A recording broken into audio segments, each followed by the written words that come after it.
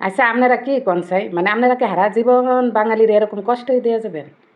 হ্যাঁ, এরকম কষ্ট টেনশনে আতঙ্কে রাখবেন? হারাটা জীবনকে এড়িয়ে করে যাবেন এগুলোকে? হ্যাঁ, ভোট দিয়েছি আমরা, ভোটের রেজাল্ট জানতে চাইতেছি আমরা।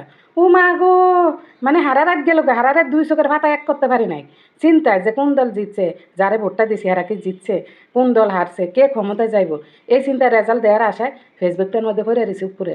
হ্যাঁ, মানে দেখতে তো পারলামই না, এক একজন এক এক নিউজ দিতেছে। ফেসবুকে দেখতেছি এই জামাত জিতছে, আবার টিভি চ্যানেলে দেখতেছি বিএমপি জিতছে, আর নিউজগুলোতে দেখতেছি বিএমপি জিতছে। আসলে জিতছে কে একটু কইবে না করে, কে জিতছে? হ্যাঁ, চিন্তা টেনশনে হারারে তো ঘুমাই নাই। হের ঘরে আবার মনে করেন এই যে দিনের বেলা যে কাম কাজ করবো, কাম কাজ হালে একটু পর আয় মোবাইলটা দেখতেছি, মানে কোন দল যাইতেছে ক্ষমতায়। হ্যাঁ, হারাটা জীবনে এই বাঙালির আপনারা শাস্তি দিয়ে আতঙ্কে রাখা কষ্ট দিয়ে গেছেন, অনপর্যন্ত আপনারা এটি করতেছেন। একটা ঠিক জক্কার মতো বাড়াইতেছেন আপনারা।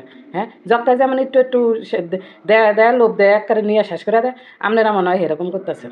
হ্যাঁ, মা গো মা, মানে আল্লাহরে বিশ্বাস করেন মাথা বিষ উঠে গেছে। কে জিতছে, কে ঠকছে, কে জিতছে, কে ঠকছে?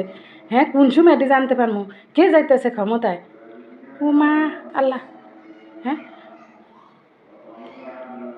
বালা মতো চান আপনারা কয়ে দেবেন যে 1 ঘন্টা সময় লাগবে, একদিন সময় লাগবে, 10 ঘন্টা সময় লাগবে এই রেজাল্ট ঘোষণা হইতে। আপনি হেডি না করে একটু একটু এর মুখ এ জিতছে এ ঠকছে এই মানে একটু একটু করে, মানে কোনটা হাসা কোনটা মিশা? হ্যাঁ, পুরো একটা বিভ্রান্তিতে হালাইতেছেন কিনলে গান করে। হ্যাঁ,